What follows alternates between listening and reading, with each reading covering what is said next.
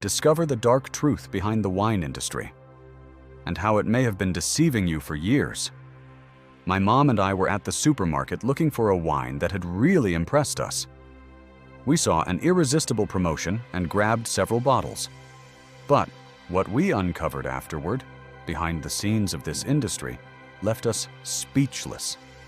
Today, you're going to hear the story of how one man fooled billionaires, experts, and auction houses, and what it reveals about the world of expensive wines. It all started with a young man named Luli Cuneuan, born in Indonesia. He arrives in the United States in 1998 on a student visa, but decides to stay illegally after it expires.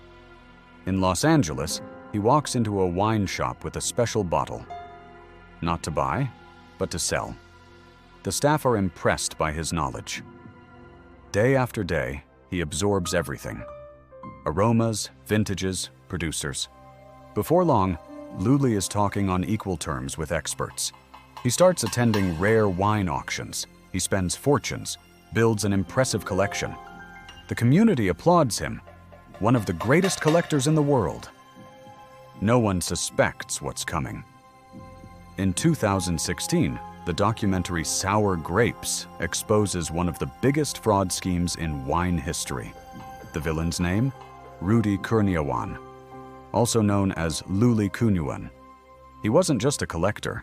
He was the planet's biggest counterfeiter of rare wines.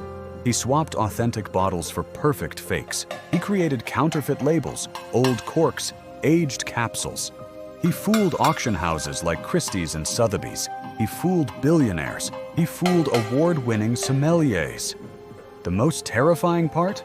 Many experts never noticed. The question that lingered: if even the top experts were deceived, what does that say about the authenticity of this industry? The FBI raids Luli's house. They discover a full clandestine laboratory, thousands of fake labels from Romanée Conti, Chateau Petrus, Domaine de la Romanée Conti, old and new corks, machines to artificially age wine, tools to forge capsules and seals. The scale was insane. He was sentenced to 10 years in prison in 2014, fined millions, and ordered to pay $28 million in restitution. He served 7 years and was deported to Indonesia at the end of 2020. The case shook the global fine wine market. Collectors questioned every bottle in their cellars. Auction houses tightened authentication. But the biggest doubt remained: how much of a wine's value is actually in the bottle? And how much is just the story sold around it? Many expensive labels are worth more for status than for taste. And that's exactly where one company decided to flip the script.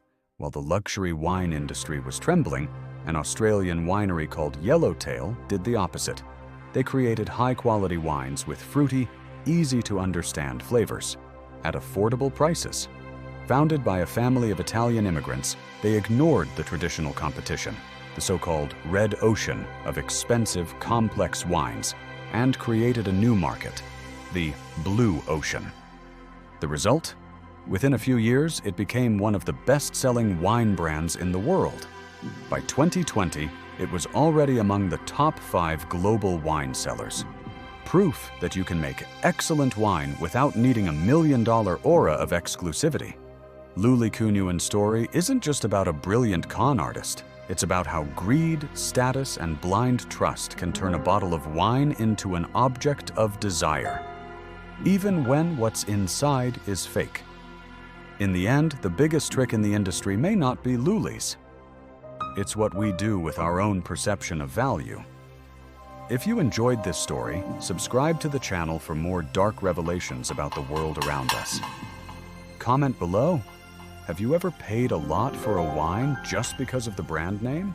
Or do you prefer a good, affordable wine like Yellowtail?